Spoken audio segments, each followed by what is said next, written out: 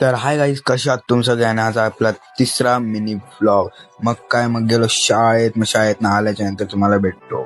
मग काय, मित्र आलता घरी. तो बोलतात चल जरा फिरून येऊ कुठून तरी. मग आलो त्या जोड्या त्या घरी गेलो आधी. मग काय भाई बोलत होता चल केस कापायला. मी पण बोललो चल मग केस कापायला. मग आलो केस कापायला. मग काय, मग आपला भाऊ बसलेला आधी. मग त्यानंतर माझी बारी होती.